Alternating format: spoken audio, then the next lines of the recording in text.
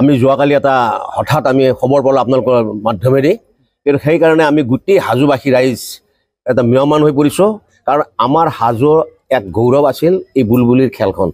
এই বুলবুলি চৰাইৰ খেলখনে আমাৰ হাজোৰ মানদণ্ড, আমাৰ মান অভিমান, আমি সকলোবোৰ আমাৰ উচ্চৰ শিখৰলৈকে আগবঢ়াই নিয়ে। আৰু প্ৰতি বছৰে অসমৰ বিভিন্ন প্ৰান্তৰ পৰা, আৰু এইটো উদ্দেশ্যলৈ আমাৰ এই বৰদুমাহীৰ দিনা, বৰদুমাহী বুলি যিদিনা কওঁ, তেতিয়া যথেষ্ট মানুহৰ ভিৰ হয় আৰু এই খেলখন উপভোগ কৰিবলৈ আহে। কিন্তু সুদীৰ্ঘ 7 বছৰ বন্ধ হোৱাৰ পিছত আকৌ উচ্চতম ন্যায়ালয়ৰ কেবিনেটত পাছ হৈ এই খেলখন আমাৰ পুনৰ আৰম্ভ কৰিব দিয়াত আমি অতি গৌৰৱেৰে আনন্দিত হৈ আমি খেলখন পাতিছিলোঁ। যোৱাকালি হঠাৎ আৰু এটা এনেকুৱা এটা মৰ্মান্তিক ঘটনা আমাৰ খবৰ আহি গ'ল যে এইবেলিও কিবা পেটা নে ফেটা এটা কিবা ওলাইছে বোলে অসমত, আমি গম নাপাওঁ কি ফেটা এইটো। ইহঁতে আকৌ হঠাৎ এই বুলবুলি চৰাই নিষিদ্ধ ঘটনা কৰাত আমি ম্ৰিয়মান হৈ পৰিছোঁ।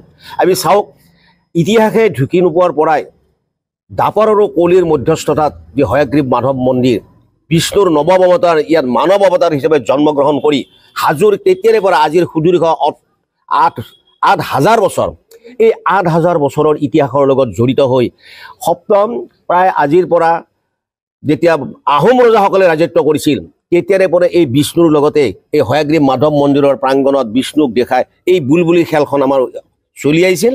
আৰু এই খেলখন আমাৰ অকল খেল হিচাপে নহয়, ই ধৰ্মৰ লগত অনুভূতি আছে, ধৰ্মৰ লগত জড়িত হৈ আছে। আৰু এই ধৰ্মৰ আঘাত হানাত আমি যিসকল ব্যক্তিয়ে এই পেটা বুলিয়ে কৈছোঁ, মই ফেটা বুলিয়ে কৈছোঁ, সেইবিলাক মই ধিক্ষাৰ দিব বিচাৰোঁ। কাৰণ তেওঁলোকে এখন প্ৰেমী ওলাইছে, যি এনিমেল প্ৰেমী বুলি কয়, যি মানে পশু। কিন্তু তেওঁলোকে এটা কথা চিন্তা কৰিব লাগে যে যিবিলাক এনেই কুকুৰ হওক, জন্তু হওক, বেমাৰ আজাৰত পৰি কিছুমান কুকুৰ আছে, চেল লেঠা কুকুৰ পৰি আছে, ৰাস্তাই ঘাটে পৰিছে, সেইবিলাক প্ৰতিপালন কৰিব লাগে। তেওঁলোকে সেইবিলাক প্ৰতিপালন কৰি শুদ্ধ কৰিব লাগে। এই যে বিভিন্ন ধৰণৰ চৰাই চিৰিকটিবিলাক বজাৰত বিক্ৰী হৈ আছে, সেইবিলাক বন্ধ কৰিব লাগে।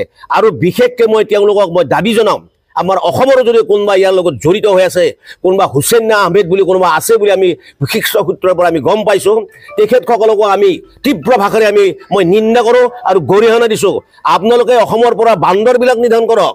মন্দিৰবিলাকত আজি তীৰ্থযাত্ৰী আহিব নোৱাৰে, তীৰ্থযাত্ৰীয়ে মন্দিৰ বান্দৰৰ ভয়ত ৰাতি মানুহে শুব নোৱাৰা হৈছে, তিৰি চলি ফুৰিব নোৱাৰা হৈছে।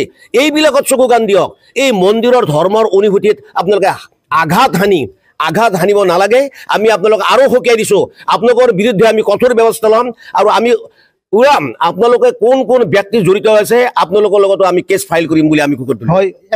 একৰত ক'ব লাগিব যে হাজোবাসীৰ আৱেগ বুলি ক'ব লাগিব এই বুলবুলি চৰাই যুঁজ। আৰু এই বুলবুলি চৰাই নিষিদ্ধ হোৱাত এক প্ৰকাৰ ম্ৰিয়মান হৈ পৰিছে সমগ্ৰ হাজো। হিমলত আন এজন বিষয়ববী আছে, যাৰ কি হ'ব, যোৱাকালি মুখ্যমন্ত্ৰীয়ে উদ্বোধন কৰিছিল, এই বৰ উৎসাহ উদ্দীপনাৰে কৰিছিল, কিন্তু এইবুলি আকৌ নিষিদ্ধ হোৱাৰ পাছত 2015 চনত মহামান্য উচ্চতম ন্যায়ালয়ৰ এক ৰায়যোগে যিটো ৰায় দিছিল জালিকাট্টিৰ ওপৰত, খাৰ যুঁজৰ ওপৰত, সেইটোকে টানি আনি বুলবুলি খেল নিষিদ্ধ কৰা হৈছিল। আমি আদালতৰ মজিয়াত ভীষণ যুঁজ দিছিলোঁ। কিন্তু যিয়েই নহওক, যোৱাবেলি আমাৰ অসম চৰকাৰৰ মাননীয় মুখ্যমন্ত্ৰী ডক্টৰ হিমন্ত বিশ্ব শৰ্মাদেৱৰ তৎপৰতাত কেবিনেট সিদ্ধান্ত কৰি SOP জাৰি কৰি এই খেলখন পুনৰ প্ৰচলন কৰিলে। ৰাইজৰ হিয়া ভৰা উৎসাহেৰে এই খেলখন আমি মাননীয় মুখ্যমন্ত্ৰীৰ সৈতে উপভোগ কৰিছিলোঁ। তেখেত নিজে খেলখনত উপস্থিত হৈছে, তেখেতে খেলখন প্ৰত্যক্ষ কৰিছে আৰু মন্তব্য ৰাখিছে যে এই নিমাশিত যিটো চৰাই, এই চৰাইবোৰৰ ওপৰত কোনো নিৰ্যাতন নহয়। কিন্তু এইবুলি আকৌ অসম চৰকাৰৰ পৰা যিটো SOP জাৰি কৰিছিল, আমাৰ গুৱাহাটী উচ্চ ন্যায়ালয়ে সেইখন ভংগ কৰিলে। এইটো বহুত ডাঙৰ কথা।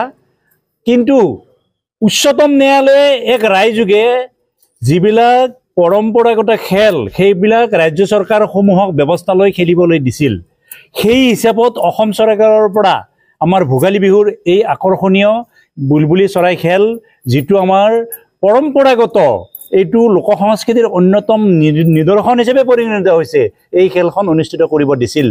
আমি অসম চৰকাৰক ধন্যবাদ জনাইছিলোঁ। কিন্তু এছাম ন্যস্তাস্বাৰ্থ ব্যক্তিয়ে অসম চৰকাৰৰ বিৰুদ্ধাচৰণ কৰি আকৌ আদালতৰ মজিয়াত গৈ চৰাই খেলখনৰ বিৰুদ্ধে কিছুমান নাভুত নাশ্ৰুত তথ্য দাঙি ধৰিছে, যিবিলাকত মানে চৰাই নিৰ্যাতন হোৱা বুলি কৈছে আচলতে চৰাই নিৰ্যাতন অলপো নহয় কিবা মাৰ্জিয়ানা খুওৱা বুলি কৈছে মাৰ্জিয়ানা আমাৰ হাজোবাসীয়ে নামেই শুনা নাই সেইবিলাক খোৱা এটা মিছা তথ্য দিছে গতিকে এইবিলাকেৰে খেলখন বন্ধ কৰিব বিচাৰিছে এইটো আমাৰ কিন্তু ভাল লগা নাই কিন্তু আদালতৰ ৰায় আমি মানিমেই আদালতৰ ঊৰ্ধত কোনো নহয় কিন্তু তথাপিও আমি কম যে অসম চৰকাৰৰ মাননীয় মুখ্যমন্ত্ৰী ডক্টৰ হিমন্ত বিশ্ব শৰ্মাই যিটো কাম কৰিম বুলি ভাবে তেখেতে কৰে গতিকে এইবেলিও কেবিনেট সিদ্ধান্ত পুনৰ বহি এইটো কেনেদৰে কিদৰে খেলখন অনুষ্ঠিত কৰিব পাৰি তাৰ এটা ব্যৱস্থা আমাক নিশ্চয় দিব উচ্চ ন্যায়ালয়ত তেখেতসকলে শপতনামা যেনেদৰে দাখিল কৰিব লাগে অসম চৰকাৰৰ পৰা দাখিল কৰি এই খেলখন পুনৰ